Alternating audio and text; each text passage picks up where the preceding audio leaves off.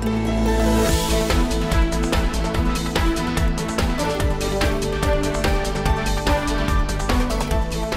evening. My name is Julio Carrion. I'm the director of the Center for Global and Area Studies at the University of Delaware.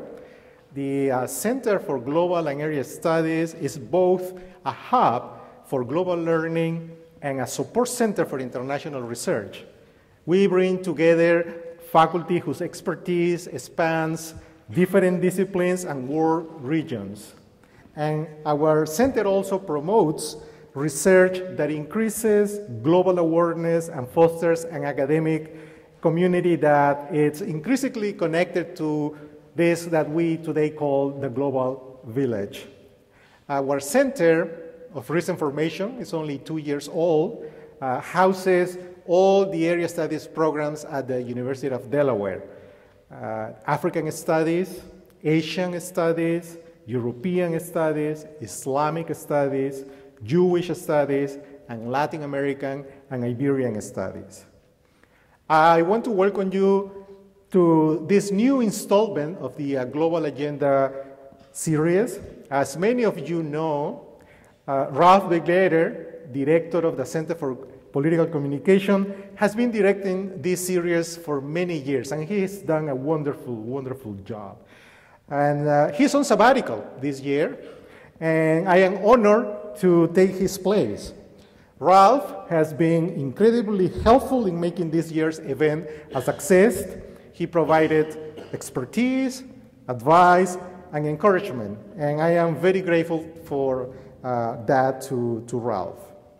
I also want to acknowledge the important help of the directors of all the area studies programs, who suggested names, offered advice, and provided support.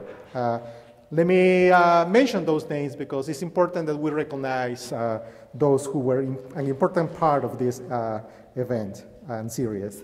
Iken Okoye, Director of African Studies, Alice Ba, Director of Asian Studies, John Montaño, Director of European Studies, Patricia Sloan White, Director of Islamic Studies, Jay Helio, Director of Jewish Studies, and Carla Guerrón Montero, Director of Latin American and Iberian Studies. As you would imagine, a series of this nature requires significant planning and logistics, and Joe Fish from the Center for Political Communication and Bess Davis from the Center for Global and Area Studies provided invaluable help. Bess, in particular, has coordinated the many details associated with this program. The design of our flyers and new website was done by the excellent staff at the Office of Communication and Marketing. Thanks to Molly Chappell and Jeff Chase for their artistic talent and collaboration.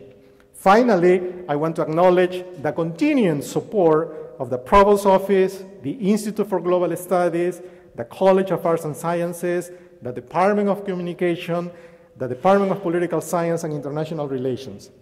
As you can see, this series is the result of the collaboration and support of many individuals and organizations at our university. I am grateful to all of them. Before I introduce our distinguished speaker tonight, I want to alert you to an important change in the program. As you know, Global Agenda always meets on a Wednesday night or a Wednesday evening. But this year, we have an important exception. Sir Peter Westmacott, the British ambassador to the United States, who is scheduled to come to our series, is coming on a Tuesday rather than on a Wednesday. So originally in the program, we scheduled him for Wednesday, March 26th. He is coming on Tuesday, March 25th.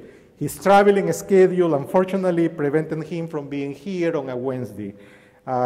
We'll be sending reminders of the new date, and I hope that the new date reach all of you. And if you want to receive updates of our series, please sign up our emailing list at the entrance or at the lobby. This year, we are exploring how different regions are confronting global issues such as poverty, inequality, political violence, demands for democratization, and rapid economic change, all in the midst of a serious economic slowdown. Tonight, we have a remarkable speaker with us. Emira Woods is the co-director of Foreign Policy in Focus at the Institute for Policy Studies and an expert on U.S. foreign policy with a special emphasis on Africa and the developing world. The IPS is a center with a history of, and I quote, turning ideas into action for peace, justice, and the environment, close quote. Emira has written on a range of issues from debt, trade, and development to U.S. military policy. She serves on the board of directors of Africa Action, Just Associates, Global Justice, and the Financial Policy Forum. And despite that heavy agenda, she found the time to come to Delaware, and we are all grateful for that. Prior to joining the IPS, she was program manager for the Committee on Development Policy and Practice at Interaction, serving as a principal staff contact for advocacy at the United Nations, the International Financial Institutions, USAID, and Treasury. Previous to that, she served as a program officer at Oxfam Americans Africa Program. Ms. Woods is also a regular commentator on CNN's Your World Today, BBC's The World Today, and appears regularly on Al Jazeera and Voice of America. We are very happy to have her tonight, and without further ado, Emira Woods. My pleasure. Thank you so much. I come to the podium only to say, please stop the bio. I can't ever sit through the whole thing, but thank you. I am so honored to be here. I have spent a phenomenal day with your amazing students and incredible faculty, and I just feel truly, it's like a gift. You know, I've driven through Delaware in like 10 minutes on 95. Had no idea there was this incredibly beautiful historic campus here. Had no idea it was a land-grant institution.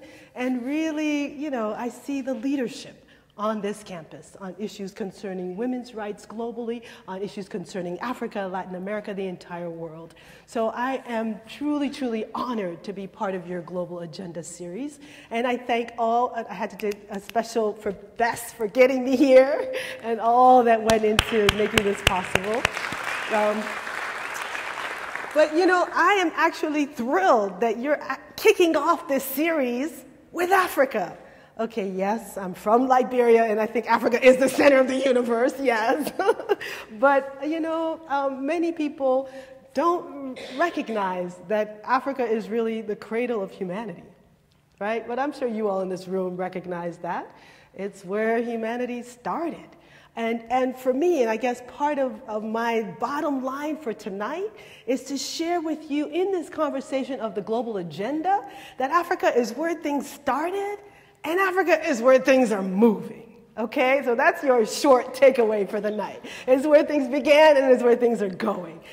So we're gonna just kind of go along a path, and I'm gonna try to have a bit of time just sharing some thoughts, and then have enough time where we can have dialogue with each other, and we can hear your thoughts and questions and comments, and you can push back on areas where you thought, oh, is that actually right? Or whatever it is that's on your mind as well. But I have to share with you that as we talk about global agenda, I don't think we can come together at a better time. I think the world is beginning to change a conversation about what is the global agenda because, are you ready for this? Of young people. Are you all recognizing that? Young people, hello.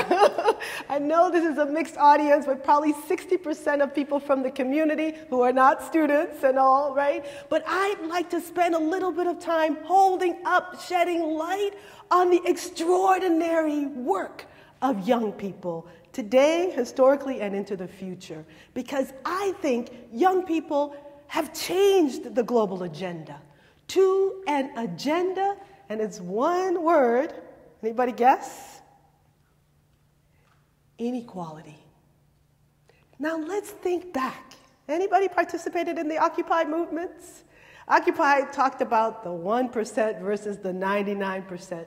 There were a whole lot of other conversations taking place at that time, but young people actually shifted the public discourse to what many of us think is the most essential issue of our time, the widening gap between the haves and the have-nots, both within countries and between countries.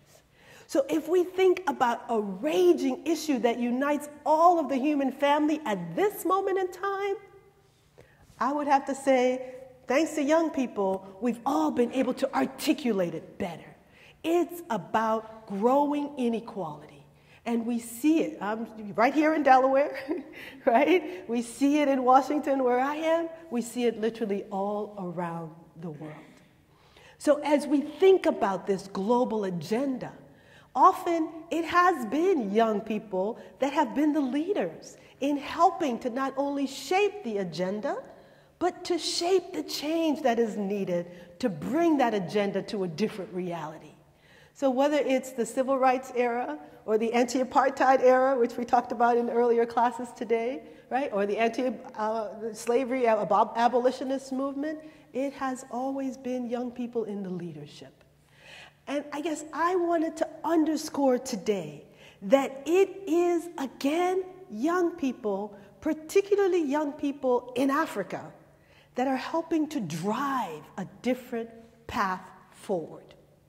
And I think we saw it most clearly in Tunisia with a 27-year-old fruit seller who said, this economy is not working for me. This political process is not meeting my needs. A fruit seller essentially took his own life, but ignited a movement for change. Many of us think is misnamed the Arab Spring. It wasn't really Arab only, and it wasn't really spring. It's continued since then. But if you look in the African continent, 22 countries have had movements for change in the last 3 years. And they have been so varied, you know, in Swaziland, which is the last remaining monarchy, right, had occupied Swazi with people taking up banners and protesting, right? They've been so varied. But one thing has been consistent, has been the leadership of young people, right? Young people using technology, using the arts and culture. It has been phenomenal. And it's often young people at the lead, but also trade unionists and women that have led these incredible movements forward. And I believe this is a hopeful time, in spite of all anybody may have to say. I believe this is a hopeful time because of that leadership. If you think of where it is going, the possibilities are endless. Because it is young people using all of your creativity. So I guess I'm here on this campus to say, ramp it up. Ramp it up. Whatever it is you are doing in terms of activism, keep it going. I heard some folks talk today about child labor, about anti-trafficking. Hooray! Keep going, right? I'm here to encourage you, as we think about a global agenda, to take up the mantle. There are so many of you in these seats that are studying communications, that are studying political science, that are studying area studies. So my job is to be your cheerleader, to say, keep going. It is bringing change all around the world, right? But as we think about this global agenda and we think about the biggest issue of inequality, I guess I just wanted to unpack that and to make sure that since we're kicking off this series on Africa, we're talking about some of the issues of our time, of what people are grappling with today. So if you think about the African continent, what are some of the things that come to your mind? Geopolitics. Ooh, good. Any other ones? Poverty, yeah? So, And what? Diamonds, exactly. So often people say, Africa is a continent of poverty. Africa is a continent of war. So I am here to debunk that for you right now, right? Get that out of your mind. Because in fact, 7 of the top 10 growing economies in the world are where?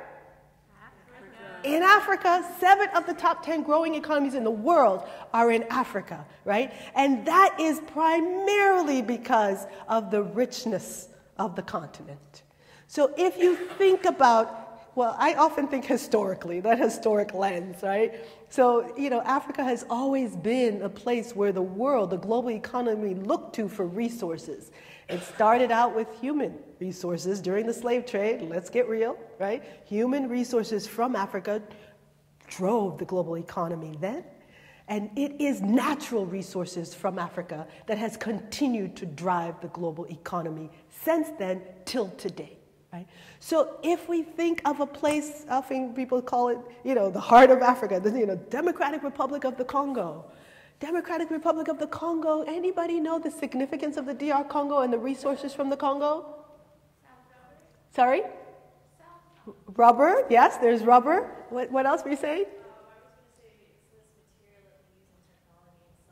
Coltan, absolutely, coltan, right? Without which you cannot have your iPhones or your iPads. 80% of the world's supply of coltan comes from the Democratic Republic of the Congo today. But historically, do you all remember something called the Manhattan Project? Right? Guess where the uranium came from? Democratic Republic of the Congo. Right? Africa has been the source of natural resources that has driven the global economy. If you think about what it's gold or rubber, you know, which is a big one for me since I'm from Liberia, right? But also diamonds, platinum, uranium, all come from where? Africa. But increasingly, because of the almost addiction to a fossil fuel economy, the world is beginning to look more and more to Africa for what? Oil, right? So in a world where scarcity of oil is becoming more and more a reality, some of us wish we would just do away with it completely, but that's not the moment we're in right now, right? But the world is looking to new ways of accessing oil. The technology has increased, and so now the places where these new discoveries are increasingly in Africa, increasingly offshore. And I know there are a number of students who had gone to Ghana. I don't know if you got a chance to go to the Jubilee fields. Just discovered oil about 5 or so years ago, just started to get on stream. And what's really fascinating is that it's about 7 miles offshore, off these beautiful beaches, right? These Jubilee fields. But also it's about 5,000 feet below the sea. So just remember, do you all remember the BP disaster here in the US? Remember that was about 3,000 feet below the sea. This is even further down, 5,000 feet below the sea, where the technology, if there's a blowout, could bring major problems, not only to the region adjacent, but really to the entire coastline and really, you know, ripple effects that could be devastating. But it is the increase in access to technology that's made it possible to get at these new discoveries. So Liberia is one of the places. The oil hasn't yet started to flow, but Chevron moved into Liberia about 1.5 years ago. ExxonMobil moved in just this past year. The discoveries are increasingly in Africa. Places like Kenya, like Uganda, where there was never oil flowing, those are now where the new discoveries are being found. But I would say increasingly, it is east and central, but it's really west. It seems like it's everywhere, where because of the access to the technology, you can access more offshore. And the big oil is basically figuring out that if it's offshore, you have less of a problem with, again, all of the issues of community involvement, concern around environmental damage, that you would get with onshore drilling of oil, as has happened in places like Nigeria since 1956, right, where the community has dealt with the devastation of the oil extraction for all these decades without really reaping any of the benefits. So the assumption is that offshore will be less politically risky and will be, less environmentally risky, but there are many of us that are questioning all of that. But it's really to paint a picture for you of this incredibly rich continent where, unfortunately, the riches have gone to benefit others. Mostly large multinational corporations and local elites that do their bidding, right? So those on whose land the resources lie, whether it's diamonds or gold or oil, end up living in conditions that their grandparents or great-grandparents lived in, right? So the resources are being extracted pretty much as has happened for decades, in some instances for centuries, without adding value. So in the case, somebody mentioned the rubber of the DR Congo or rubber of Liberia, something that's close to my heart, right? The rubber has been put on a ship and sent to America, right? We started to talk about child labor and all of those issues we can talk about, and hopefully in the Q&A as well. So there's some problems along the way, but the problem with the inequality is that it is still the same method of production without adding value. Once you're able to add value to the resource, you're able to then have more decent wages, you're able to have better working conditions, and improve the condition of lives of those on that land. But essentially, rubber for 8 decades put on a ship sent to America, and in the country, whether it's DR Congo or Liberia, no opportunity to manufacture anything. Whether it's rubber gloves, that could be used in hospitals, or condoms that could save lives, in the midst of HIV/AIDS pandemics, right? No manufacture of anything. The resources put on a ship and sent to America. So the inequality becomes entrenched with those that have, and their friends internationally, and their bankers and their lawyers internationally, that are able to take resources offshore and stash them away in Cayman Islands and other places like that, right? In capital flight, they're able to benefit. And those on whose land the resources lie are continuing to be pushed even further to the brink, rendered invisible often in many instances. So the inequality grows. There is another phenomenon underway that is actually exacerbating the inequality even further. And that's a phenomenon that many of us are calling land grabs. Are you all familiar with that already? No. So it's not so new, unfortunately, but it is increasing in its significance, because as arable land becomes more and more scarce in other parts of the world, Africa remains the last source of arable land for the planet. It's really ironic. So what you have are interests, often foreign interests, and they are across the board. For example, you have a Saudi Arabian sovereign wealth fund, which means the government of Saudi Arabia is buying land in Ethiopia, extraordinary rates, right? And using that land either to grow food or often to grow biofuel products, right? To use the land to grow food to feed cars when people may be going hungry adjacent to that farm. Right? But this land grab is becoming more and more of a problem. And I talk too much about Liberia, but Liberia, again, is close to my heart. And to me, the numbers are so simple, because in 2 years, the last 2 years in Liberia, 2 million acres have been appropriated, right?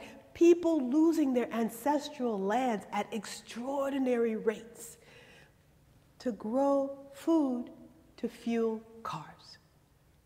So the biofuel phenomenon has become a major problem, because people are being tossed off their land, becoming the source of cheap labor, and often, they're also taking on more and more risks. People going to the desert to try to find some other way out, to find a meaningful livelihood to feed their families, right? So this notion of a land grab is becoming prevalent really throughout the continent and increasing inequality at massive rates. So there are a lot of challenges when we think about the global agenda and when we think about issues like inequality. But I don't want to leave you with this negative picture, like there's so many challenges. Because yes, the challenges are many, but you also have incredible opportunities of people not just saying, oh, the challenges are so much, woe are we, but people who are taking control of their own destiny. There are movements underway that are changing the dynamics, that are challenging the status quo, that are underscoring what needs to happen now and into the future to create lives with dignity, right? And those movements are throughout the world, but throughout Africa.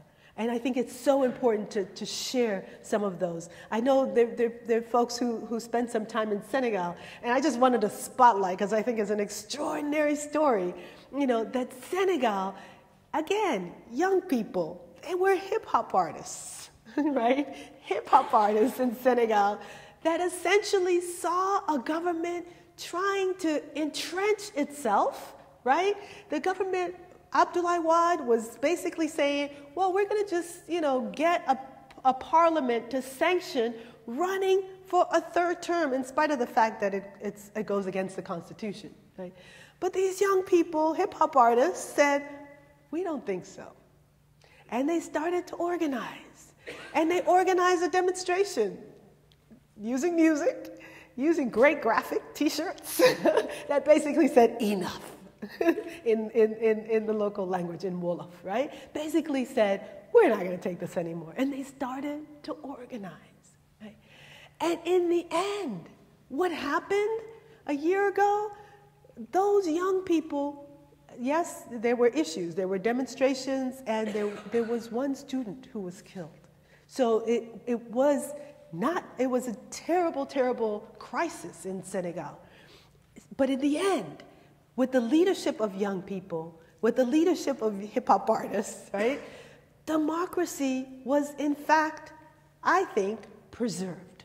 So the Abdoulaye Wade government, they went to the elections, they lost overwhelmingly. They were trying to say, well, we didn't really lose, but the students said, we don't think so. And in fact, forced them to leave.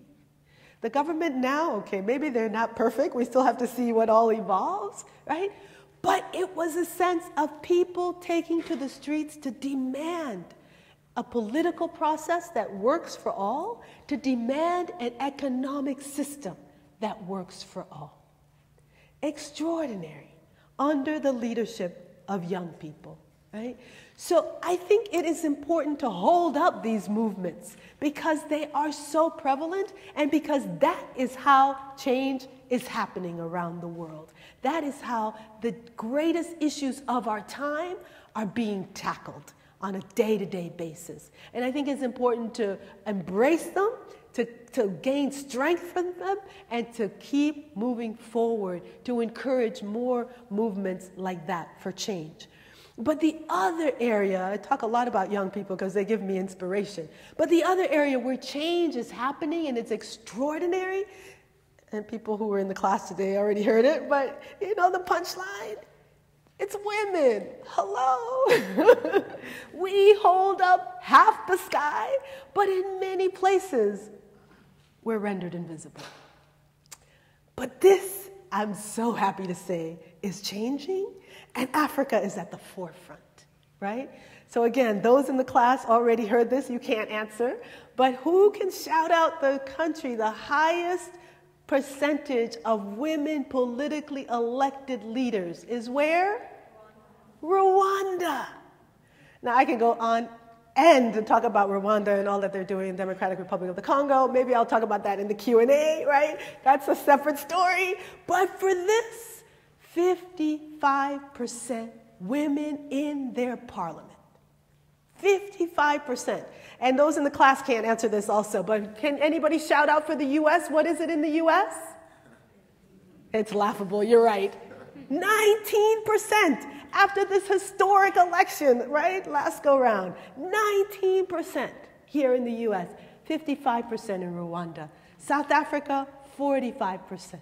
You have a number of countries with new constitutions and affirmative action clauses written into those new constitutions because of the work of dynamic women leaders, right? The feminist movement, very much alive, right? Feminist movement of the 21st century on the move in Africa, around the world as well, but in Africa, making change happen, right?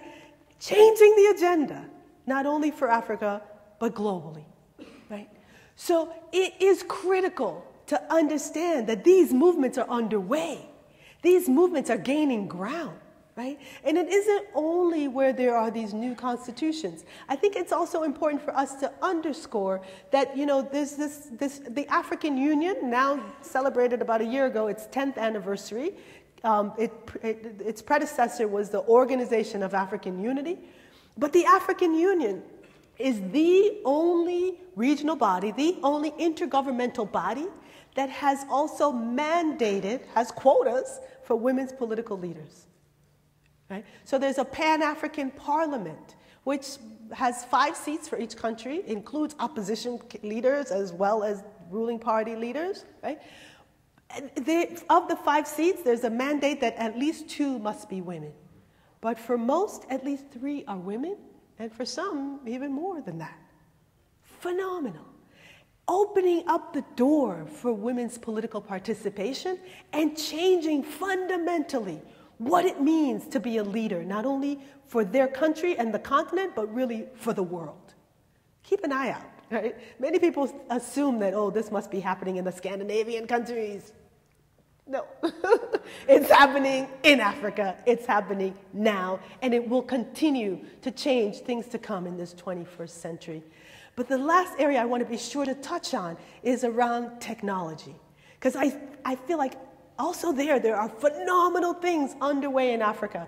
And, you know, it's so funny. I don't often quote the Harvard Business Review because sometimes there's some things there that I don't always agree with from the lens that they take. But, and yes, I did go to Harvard and all of that, but we can still critique the Harvard Business Review.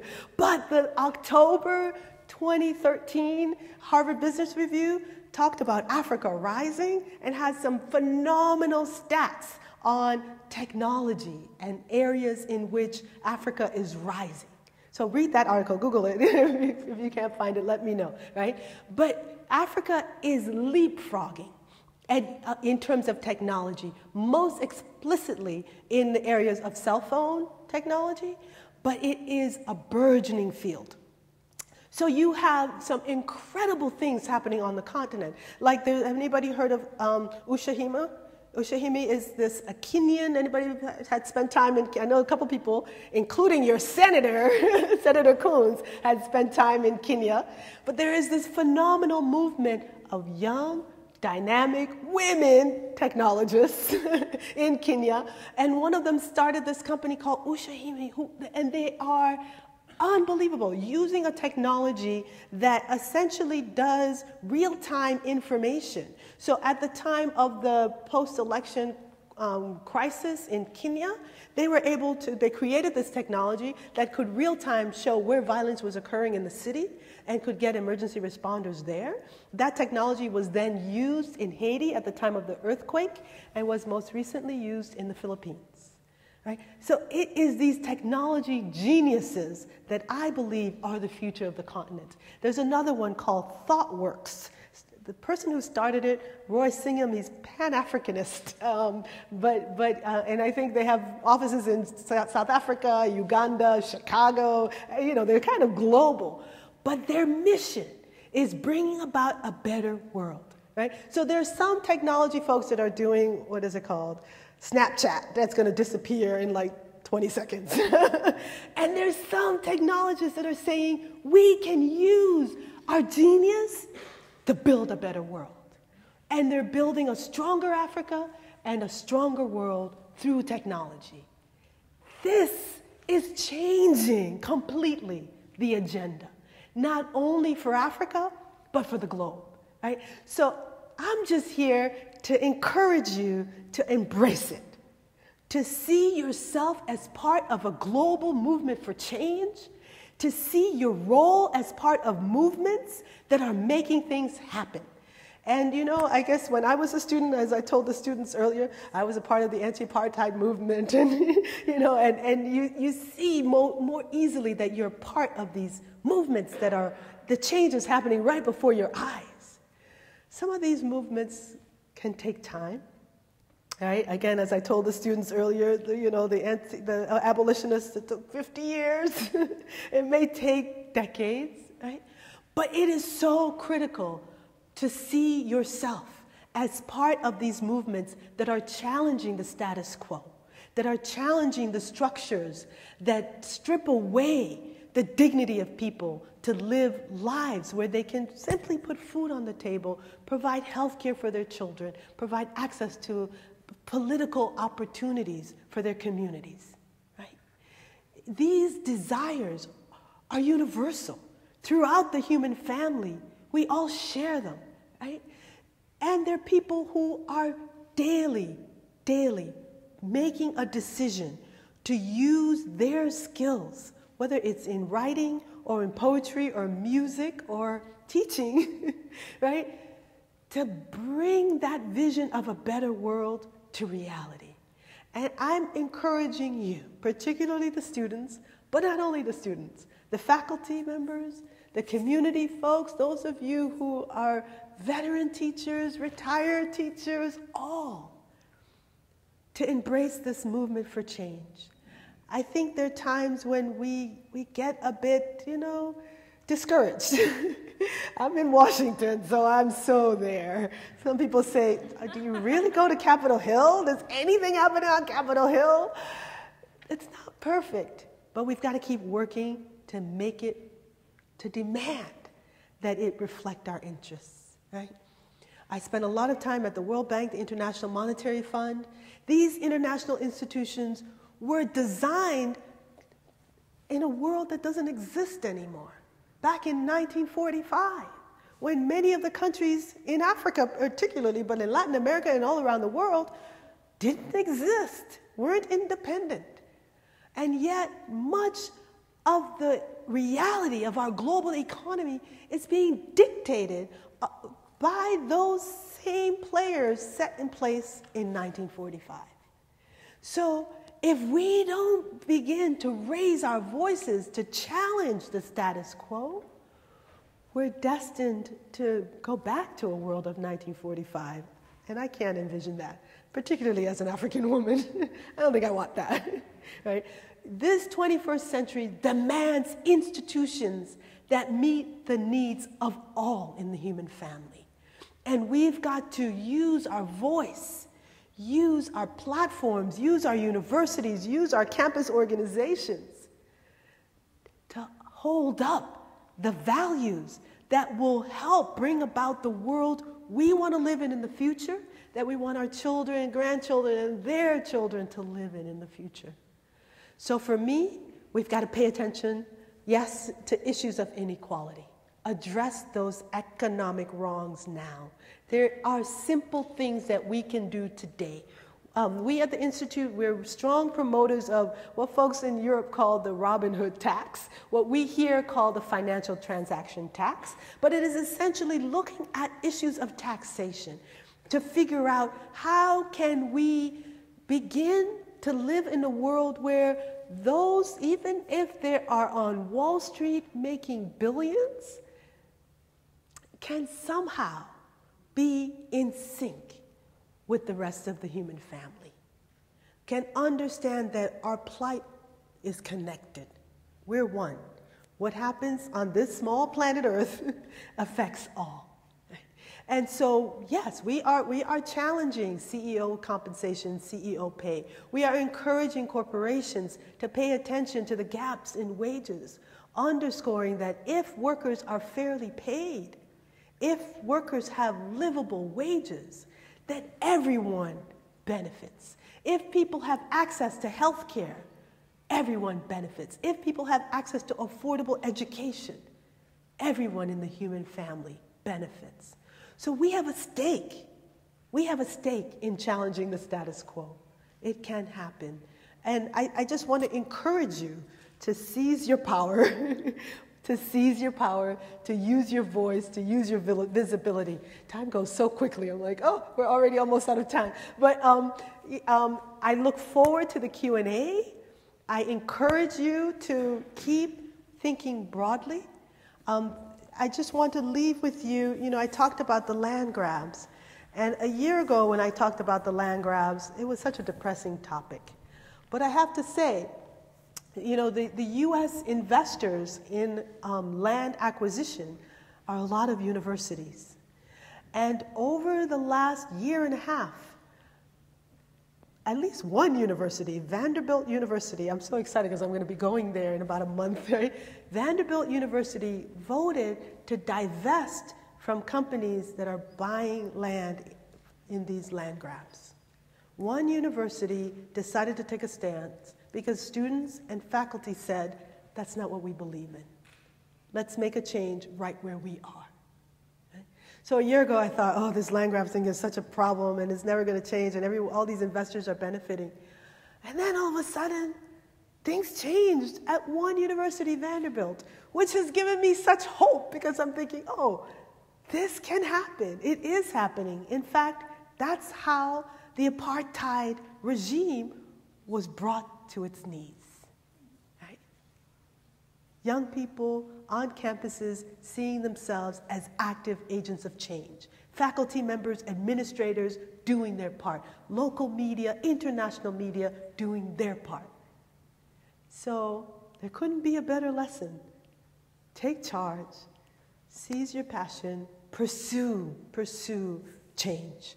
And know that you have a network of activists, myself, the Institute, and many others like us that will stand with you. So with that, I think I'll be quiet so we have time for the Q&A. But I thank you so much for inviting me here.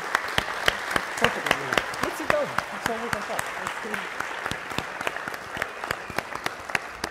And you want some water? Thank you. Yeah. Okay. So let me start a conversation because I know that you are anxious to talk to everybody here, and I'm not sitting there, so I'm going to grab my opportunity now to ask my question. Now, obviously, you're an expert on U.S. Foreign policy towards Africa, and so my question has to be about the similarities and differences that you find between the Bush and the Obama administration in their policies toward Africa. Okay. What can you tell us about it? Oh, it's a sad story.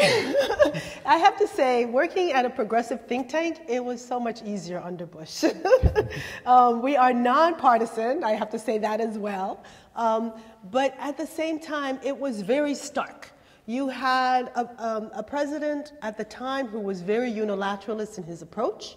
And especially with foreign policy, it was really clear that the U.S. was going to go it alone, and it didn't matter what, it didn't matter how. You also had some real difficult issues, climate, for example. It was difficult having conversations about climate because you had people who were climate deniers saying, oh no, there's no thing with global warming, climate change is not happening. So it was a real difficult time. And so, yes, I have to say, I was one of those, okay, in my spare time, private capacity and all of that, who campaigned for Obama, who was ready with the hope and change mantra. I was there. I knocked on doors. I donated money, all of the rest, right? And I have to say, it's been a tough time. It's been a sobering time. I think I often say I have recognized the limitations of presidential power. Because you really see some entrenched forces. I didn't talk much about militarism, but I think that's one of the areas that has remained constant, I have to say. So I do think you have this military-industrial complex is often how it's described, right? But you have this infrastructure where the Department of Defense has led for so long and in such a powerful way in terms of U.S. foreign policy decision-making. And unfortunately, that has remained the same. So what you have had is a change from the Bush administration saying, we have a global war on terror, GWOT, we would call it, to the Obama administration saying, we're not going to call it a global war on terror, but our emphasis is still on countering terrorism. right? So the overriding agenda for U.S. foreign policy remains countering terrorism, right? Countering China, right? And then the third, I mean, they kind of waffle in different ways of sort of partnering with Africa, you know, for U.S. economic interests is sort of a third understated agenda. But those, you know, those are key. So you still have a frame that is continuous, regardless of the change in the administration. You still have a real dependence on oil, even though it's different players, but it's still very much big oil companies making a lot of decisions, especially in and around Africa, and deciding the U.S. foreign policy agenda. So I hate to say there are a lot of similarities. What's harder is there are fewer resources. And that's because of the climate in Capitol Hill, largely. There are a lot fewer resources for international issues. But it's not what we anticipated, you know, 6 years ago. And I guess some of us are still, I mean, ever optimists. You know, ever optimists. And we were talking, Eduardo Galeano, Latin Americanist, but he says, you know, save pessimism for better times. So I guess that's a mantra I hold on to. Save pessimism for better times. So I'm not yet pessimistic, but I think, you know, it would be interesting to see this term, you know, take a different direction. In the area of foreign policy, there seems to be a lot of continuity in relation to previous administrations. And probably is one of the more difficult aspects to change, because to a certain extent it's related to state policies that go beyond a single administration. Now, you brought up China, and obviously the presence of China in Africa is striking. And I'd like to know, you know, what are your thoughts about it? I mean, I know that there is a lot of controversy regarding the role of China in Africa, but I would like to have a sense of, you know, what not only governments in Africa, but also civil society organizations feel about it, you know? Right, so the best, there's a wonderful book, I toss out too many books, but there's a wonderful book called African Perceptions of China in Africa. That was edited by Firoz Manji. He's Kenyan, but it's a wonderful compilation of different voices from the African continent on China, and it's really interesting because some are very positive and some are very negative and some are a hybrid. I think I end up being more on the hybrid end. I think there are some, I'll start with the negative side. There are a lot of negatives in that, you know, China is pretty much doing a lot of the same thing the US and Europe has done in Africa, right? But under a different banner. So when it comes to natural resources, China is looking to Africa as a source for natural resources, and they're very active across the continent. Whether it's copper in Zambia, I mean, the list is too long, so I won't go, or oil in South Sudan, I mean, they're everywhere. But looking at those natural resources very much as people from Europe have done since the 1800s and the US has done in more recent times. I think what's different about China is that China actually invests in infrastructure. So there are roads, there are stadiums, there are hospitals. and often, especially now, it started under the Bush administration, continued under the Obama administration, but the US is like, stay away from infrastructure. So basically they're spending a lot of resources on things connected to military intelligence, counterterrorism. Not any roads, not any schools, not any. So you have actually the military, DOD, AFRICOM, US Africa Command, started under Bush, continued under Obama. AFRICOM is building schools. Well, if a military is building schools, they're building it for other interests, right? Not necessarily, you know, to create infrastructure in a particular area or to meet the service needs of that community. So the way the resources are flowing in the U.S., it's not leaving the tangibles that China is leaving in places all across the continent. I think China is also bringing a lot of its own laborers, and that's a huge drain.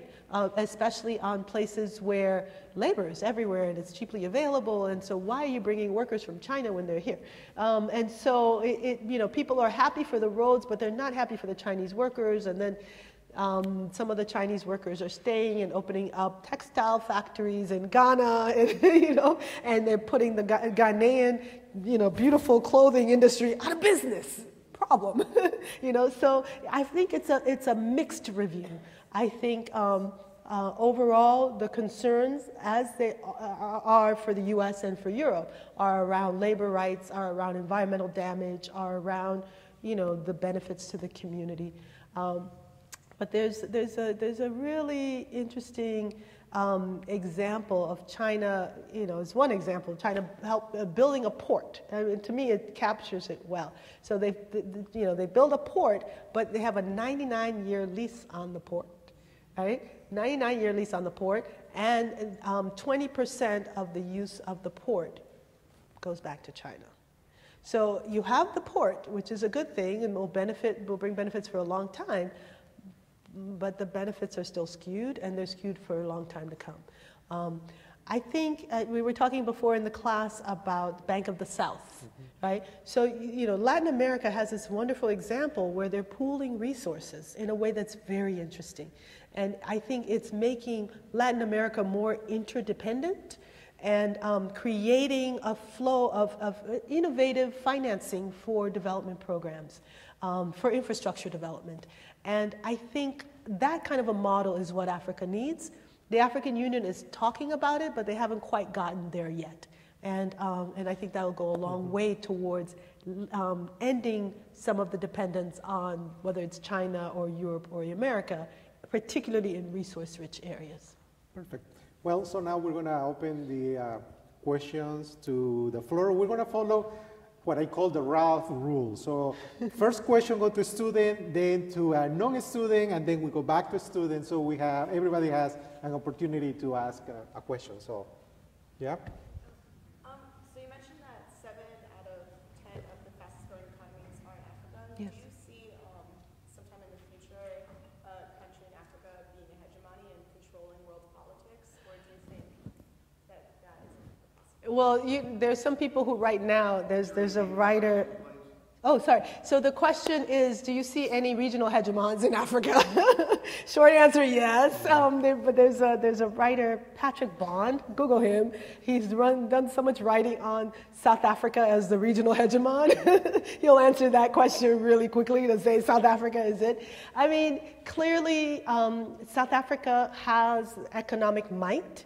I see it as a positive. So hegemon for me is reserved for the U.S. and Europe, especially, and maybe China eventually, but not yet. But South Africa was able to help put a rover on Mars. Like, how cool is that, right? I think the issue is not the incredible advance in the country. The issue is how that country is able to deal with inequality within its own borders. That's the challenge for South Africa now. That's what I think will stop it from reaching that hegemon scale because of the massive inequality.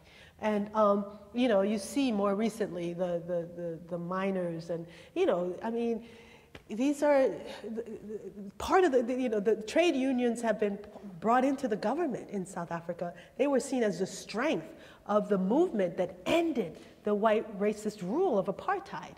But yet the workers that made up that union are still living in really deplorable conditions now. In April is 20 years after the fall of apartheid.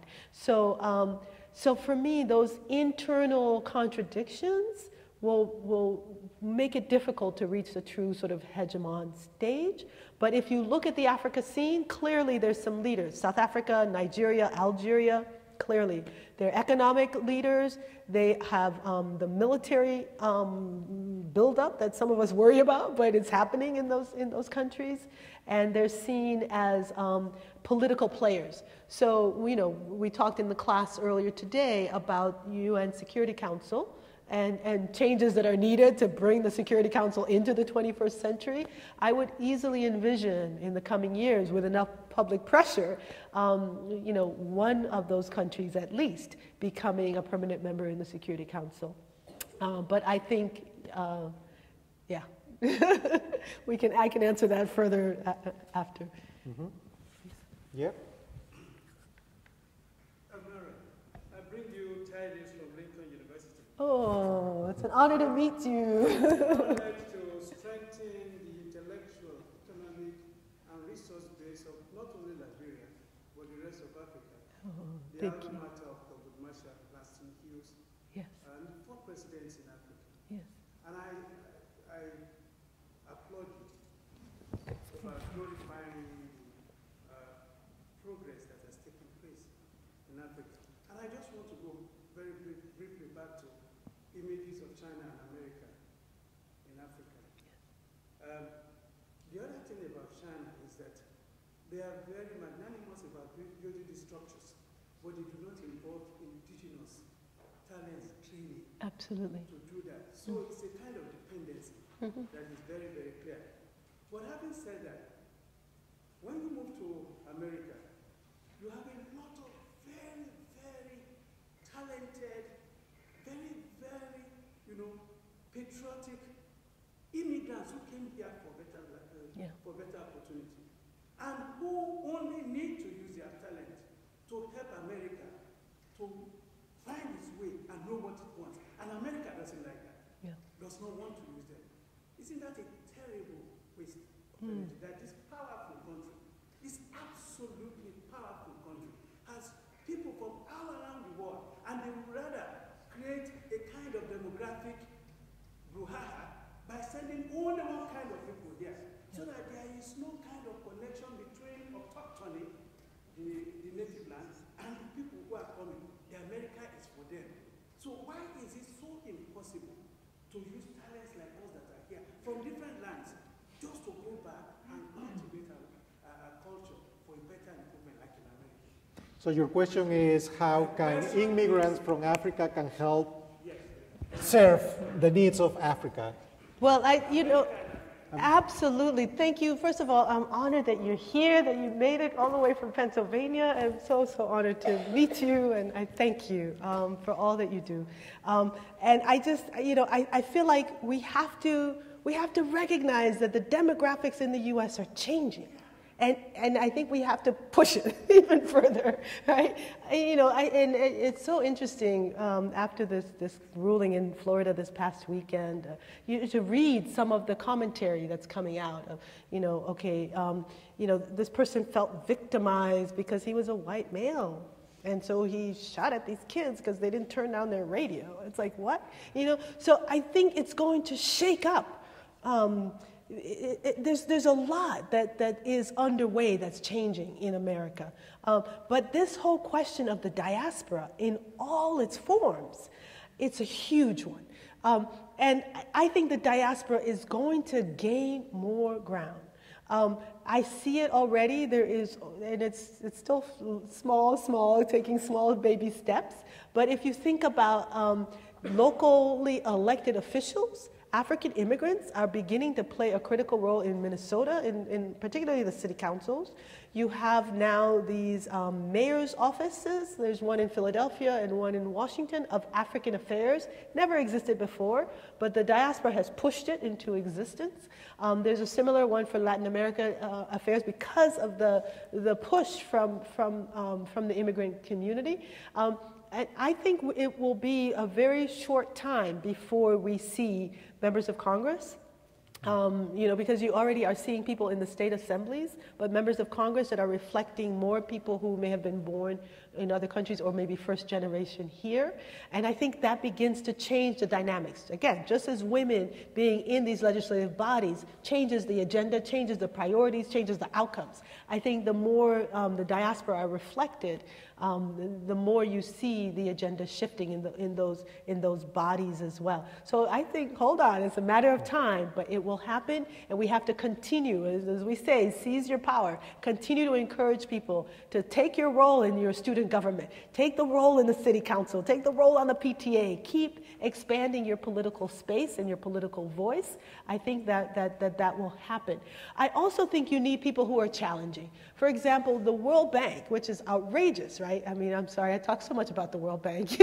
I can probably talk for 2 hours about the wrongs of those international financial institutions.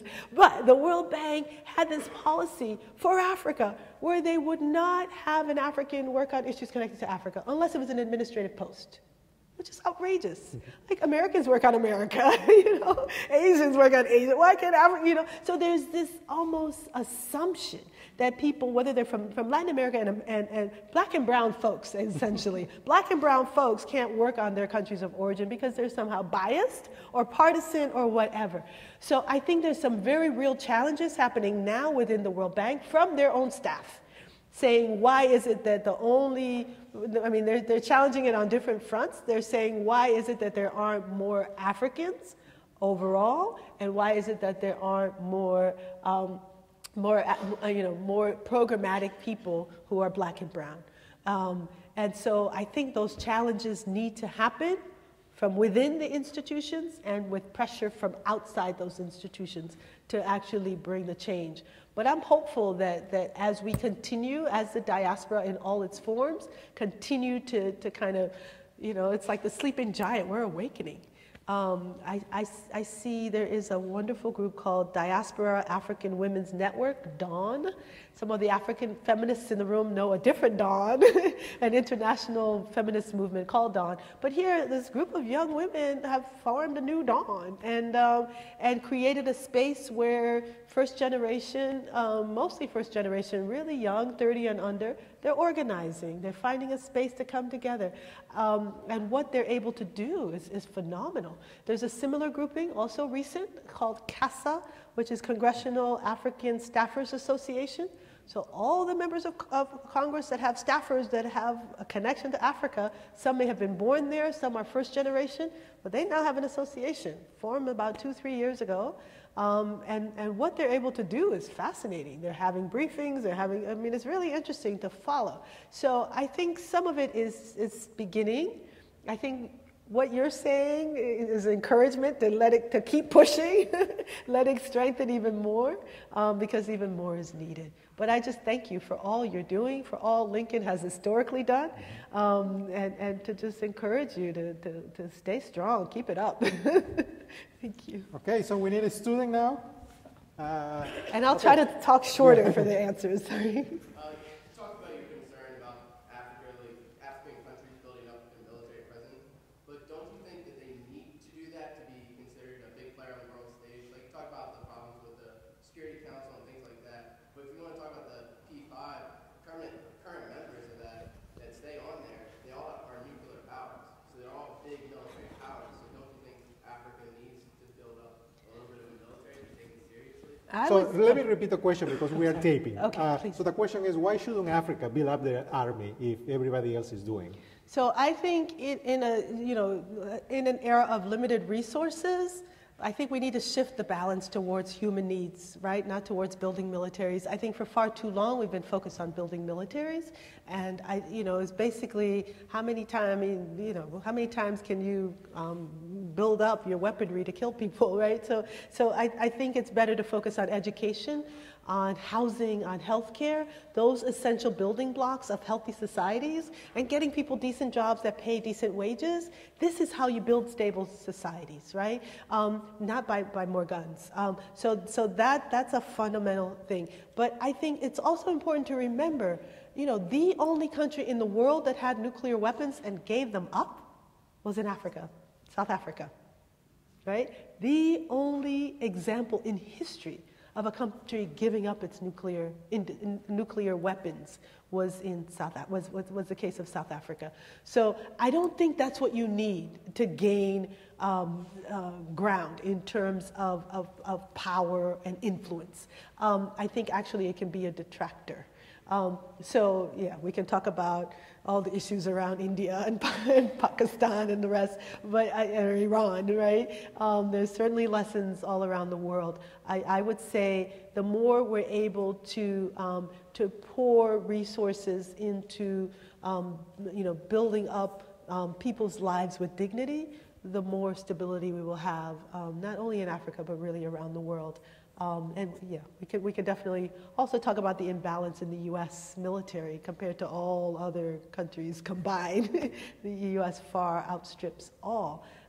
And I would say, we need to envision and build a world where our values, values of protecting the planet, values of protecting human life, that those supersede the need for more and more guns that basically just keep an arms industry afloat. Now, a non-student, yeah, please, sir. It was interesting and enlightening. I did not know that Rwanda had a predominance of females in the government, and you said also South Africa was approaching 50%, 45%? I didn't list all of them, but there are at least 7 countries that have 30 or more %. Okay, well, just Rwanda or those other countries, I'm curious to know what policies these female-dominated legislatures are promoting as opposed to male-dominated legislatures. Okay, so the question is, what difference does it make? So I have to say, you have the best resource right on your campus, so I hope you have time to answer this question fully, 3-hour lecture and all, and let me know so I can come. But my short answer is the jury is still out. There's still a lot of research being done by phenomenal women, including right here. But I think it is already clear that there's more funding for education and more funding for healthcare. And what initially we're hoping, I don't know if it's actually proven out in all of the research, is that there would be also less funding for military expenses. Again, Rwanda is a little bit of an outlier because they're still spending a lot on the military, more than some of us think they should, but you do see the increases in health and education. And clearly, South Africa, again, a lot of issues around, how clear, if you look at the actual econometrics of it, how clear the statistical analysis would be, but you already do see some evidence of more funding for education and for healthcare. So the 2 areas where women are sort of as primary caregivers are mostly concerned about are reflected in terms of their agenda setting in these legislative bodies as well. So that's a short answer, but there are books written on this. To sort of press you a little bit more on this question, because I think I found it very interesting. A few weeks ago, a senator, I don't remember her name, but she mentioned that one consequence, not the consequence, but one of the consequences of having more female senators was that somehow they were able to get along better and come up with political deals when, the guys weren't making it happen. Is there any indication of something like that happening, a greater willingness to cut deals, to get into alliances? I think it's too early to tell, right? I think, like New Hampshire New Hampshire is the only state that has all women, which is amazing. Mm-hmm. It's like huge. Everybody's studying New Hampshire now. Like, how did that happen? Can we get that to happen in 50 states? Right? It's huge. But, so I think we still have to test this out. Like, what is the tipping point? I don't know that we actually know what that tipping point is, if there's a magic number, but I always say we hold up half the sky. We should be reflected in all the legislative bodies, right? That's a basic, equal representation. That's a basic. So I just think out of those kind of fundamental, human rights of equal participation and equal representation, we should be reflected in a 50-50 basis. I just applaud the women's movements that have been able to push forward these quotas, affirmative action clauses, to make it happen in such a fundamental way. Mm-hmm. Okay, so a student maybe from this area, yeah. Me? Yeah, you. No, the lady with the glasses, yes. Okay. Yeah. My question is a little bit more specific about the DRC. We've recently seen them take on a huge project with Grand Mega, but there's a lot of concerns that it won't provide energy to the Congolese people and that it's really only for the extractive industries. Absolutely. So I just wanted to see what your thought was, if you thought it was like a positive project that the country has. Its literacy rates are like less than 40%, and most of the people don't get electricity yet in this dam, which is, I think it's upwards of $80 million. It won't be able to supply electricity to these villages, so I just want to see what your. Thank you for that So great this question. question Oh, is sorry. about the impact of this The Inga Dam, yes. the dam in the DRC. Yes. So thank you for asking this question about the Inga Dam. And there are people who are across the board on this. I guess for me, in a fundamental way, the Democratic Republic of the Congo is one of those. It's just such a fascinating case of people not being able to make decisions for themselves and for their generations to come. So the only time, really, since the days of King Leopold from Belgium was controlling the DR Congo, when the people of Congo were able to speak out was when they elected Patrice Lumumba back in 1960. And then Lumumba was killed, assassinated by the US and the UK, clearly now well documented, right? And Mobutu was put in place and kept in place for 38 years because he was serving the interests of the mining companies. He was serving the interests of all of the external actors that were making tons of money on the DR Congo.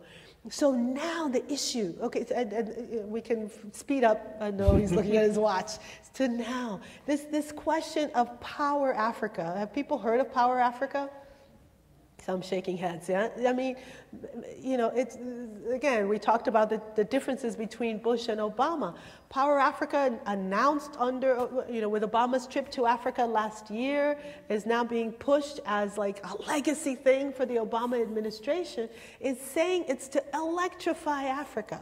I think the concern is that it is flowing kind of in the wrong direction towards oil, liquefied natural gas, those in particular, and then the dams. So the dams, the Inga Dam in the Democratic Republic of the Congo, and the other dam that's also worrisome that the U.S. is backing is a dam in Ethiopia on the Nile, which is going to cause untold chaos between Ethiopia and Egypt when you dam up the Nile River, right? So you know, the problem is that these mega projects, whether it's the oil, the liquefied natural gas, or these large hydroelectric dams, are to essentially take out power and potentially send it to Europe or Asia, or who knows, maybe even somehow here to the US, right?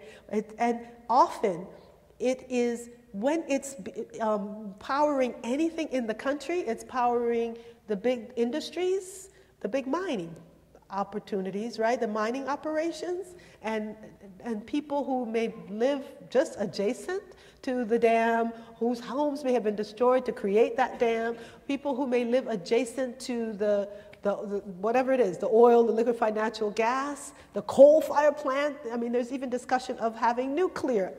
Everything under the sun is included in Power Africa, right? In spite of, you know, what happened in Japan less than 2.5 years ago. There's now discussion of, nuclear is also something that can happen in terms of Power Africa. So I think it's important to be completely critical. I think it is important to say that Africa is at the epicenter of the climate catastrophe. You're already seeing the impact of the rising sea levels anywhere along any coast, but I see it in Monrovia, in Liberia, in Senegal. All of those capital cities on West Africa's coast are on the sea. You're already seeing the rising sea levels today. Africa is at the epicenter of the climate catastrophe, and we must pay attention to issues of protecting the climate now and into the future. So it is important for us to hold up solar, and to figure out not just solar, but wind. It is these renewables through also micro and mini grids that are going to get to rural areas that Africa needs. So solar, wind, we find them abundantly throughout the continent. And yet the emphasis is on oil, gas, coal, and biofuels. We've got to shift, and of course the dams. We've got to shift the conversation towards renewables and towards microgrids and mini grids that are going to get to the rural areas, get to those that need it, and not continue the status quo. Long answer to your question, sorry. It's all right. It's a good answer. A non-student? First of all, Ms. Woods, I would like to thank you for coming, taking time and coming to our university. Thank you. And my question involves Chinese investments. Okay. That is, do you think China is helping promote worker safety and worker rights, or are they mostly hindering worker rights? Easy answer. Okay, so so the question is about the impact of China's presence in Africa in relation to workers' rights. Easy answer, hindering.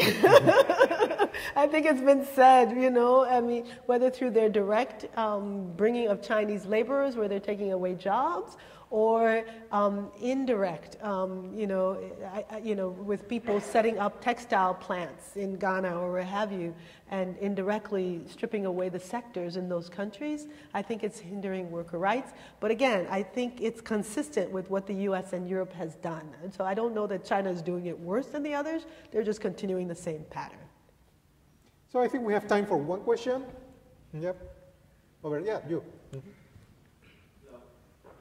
Touched on Ethiopia and the dam situation, but one question I have in particular is in terms of development, trade, grassroots efforts. Of course, there's grassroots efforts going on all over Africa, good stories, and anything in particular coming out of Ethiopia with development, opportunity for the common person.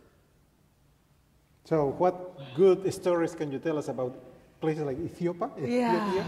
Yeah, So, I'm sorry, I couldn't pronounce. I have to say, Ethiopia is one of those places that I love. I think it's got such rich history, the earliest forms, and still, I think, the truest forms of those who worship Christianity, but also those who, you know, practice Islam. I mean, it's just such a beautiful mix of cultures and practices. I think, having gone back to Ethiopia over the years, since now the early 1990s, every time you go, you see incredible development. You see, especially in Addis, you know, buildings going up at every turn. I think when we talk about the diaspora, the Ethiopian diaspora has invested heavily in rebuilding, in building Ethiopia. So I see that as a positive. I think my worry is that the human rights questions, the military buildup, again, because Ethiopia is involved as a proxy of the U.S. in Somalia, and the U.S. military has established a very solid relationship with Ethiopia, U.S. drones, U.S. secret prisons in Ethiopia. I think those are really worrisome. The land grabs in Ethiopia, really worrisome. But Ethiopia is one of the few countries that has said no to genetically modified foods, which is a huge deal on the continent. Zambia, a couple countries said it as well, but Ethiopia, you know, they said you can, you know, the land grabs is happening, but they're saying leave your genetically modified seeds out. And they, in spite of the close relationship with the US, they've been really clear about that. So I see that as a positive. I don't know, we got to celebrate the victories as they come. I guess overall, I see a mixed bag in Ethiopia. Somehow, I think I'm more concerned about the challenges right now to popular participation. You know, women political opposition leaders being in jail for 3 years, this is a problem, you know. But I do share with you that there are there's a lot that you can see in terms of building and development going on in Ethiopia. So I just want to give you 2 minutes to offer us some concluding thoughts that you may have, stuff that you wanted to say but didn't quite get the chance to tell us. Wow. Only 2 minutes. I guess I just, you know, I want to go back to encouraging you. I had the incredible opportunity. I feel like it's been a gift being with you all today. You have some really extraordinary students. You have faculty members that are leaders, real leaders, not only in African studies, in women's studies, you know, but really in academia. So I guess I want to just encourage you to keep going. I'm grateful, as you know, I always say, opinionated African woman, as a progressive, that you know you've created space for me to come and hang out with you today. I feel really privileged and honored by that, and so I thank you for that, and I just encourage you to keep thinking big, to embrace the movements for change that are happening all around the world, to see your role in it, and to push it forward, to link hands with others, and to know that you have a network, a community of folks here in the US, around the world, that are also demanding a better world. And I feel like this is how change has happened over time. And this is how change will happen in this 21st century and beyond. And I just look to you, as I've heard you all, you know, from the engineers to the journalists and the poli-sci folks, keep going. You are at an extraordinary place at an incredible moment in history. So I would say seize all your power and use all your mechanisms to make change happen. You have an extraordinary gift as well from your senator. So I would encourage people to write to your members of Congress on any issue, but especially on global issues. Share with them what your values are, what your agenda is. They will listen. Coons is like gatekeeper on foreign policy. Make sure you're making full use and maximizing that opportunity. Write letters to your editor of the newspaper, 50 words, but it will get your values out there to a newspaper that your senator is reading. So use these tools, you know, whatever it may be. Seize your power and know that whatever I can do, what my other allies and colleagues can do, we're with you. We need you to build the world that we want to live in. So I thank you. I just applaud you, and I encourage you to keep going. Stay strong, and just know that, you know, together we can make it happen. It's happening already, and we can all continue to be a part of it. So I thank you for having me. It was a privilege to have you. Thank you very much. Yeah, keep using your voice. So before you leave, two things. First of all, we're going to have another of these talks 2 weeks from now on March 5th. We have the presence of Richard Waike, who is an expert on global public opinion, so he's going to be talking about that. And for the students who are here and who have a very strong interest in Africa, let me just tell you, there is a minor in African Studies at UD, so check it out. You know, email me if you have any questions, or email any of the faculty in African Studies, and they'll be happy to provide, you know, answers. Can I say one more thing? Of course. I understood that Harry Belafonte is coming next week. I'm like, yay! I might be back. Thank you for but coming. Don't miss that. It'll be inspiring. Thank you so much. Thank you. It's a pleasure.